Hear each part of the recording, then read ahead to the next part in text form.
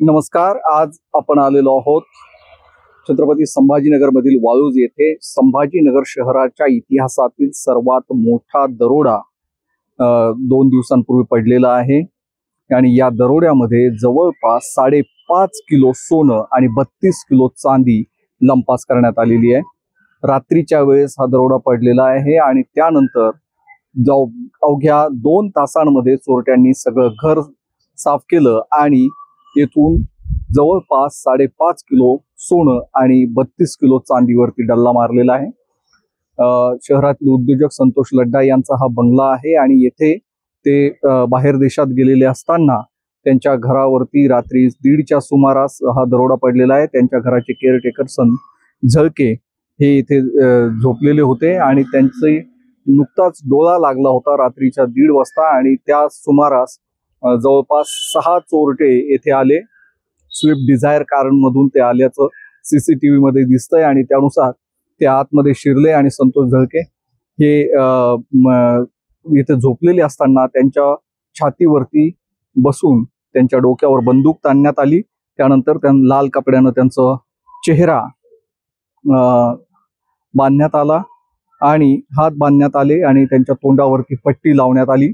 त्याच्यानंतर ज्या रूम मध्ये हा दरोडा पडला बेडरूम मधून सोनं लंपास झालेलं आहे आणि तिथे ती रूम त्यांच्या मुलाच्यासाठी, त्यांचा मुलगा अमेरिकेमध्ये शिकायला आहे आणि त्याच्या पदवी प्रदान समारंभासाठीच हे कुटुंब अमेरिकेत गेलेलं होतं आणि त्याच वेळेस हा दरोडा पडलेला आहे। रेकी करण्यात आलेली होती पूर्णपणे।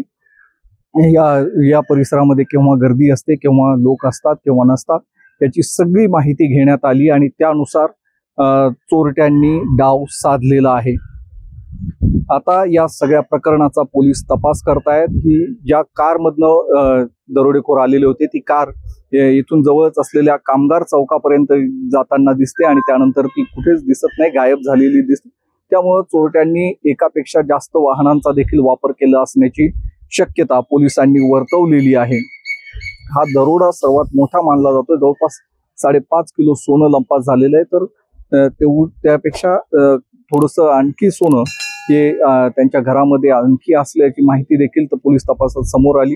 हे सोनं मोजण्यासाठी अक्षरशः भाजीपाल्यावाल्याकडून तराजू काटा आणण्यात आलेला होता आणि त्यावरती ते सोनं मोजण्यात आलं। 2.5 ते 3 किलो सोनं आणखी त्यांच्या घरामध्ये होतं। त्यांच्या घरामध्ये एक लग्न असल्यामुळे हे सोनं त्यांच्या घरात ठेवण्यात आल्याचं त्यांच्या नातेवाईकांनी सांगितलं त्यावेळेस।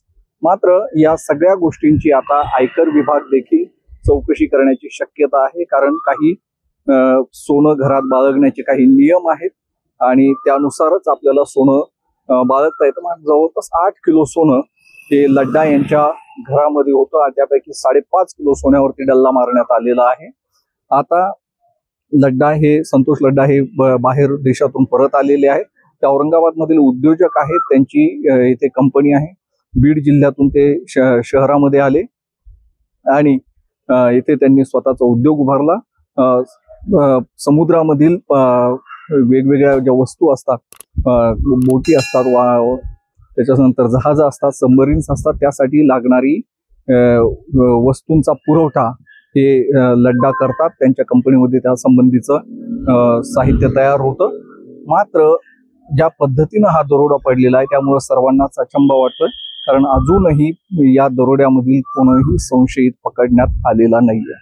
या सगळ्या संबंधी अधिक अपडेट्स तुम्हाला माय महानगर लाईव्ह वरती पाहता येतील। त्यासाठी माय महानगर लाईव्हला जर अजून सबस्क्राईब केलं नसेल तर सबस्क्राईब नक्कीच करा। धन्यवाद। मी उन्मेष खंडाळे, छत्रपती संभाजीनगर।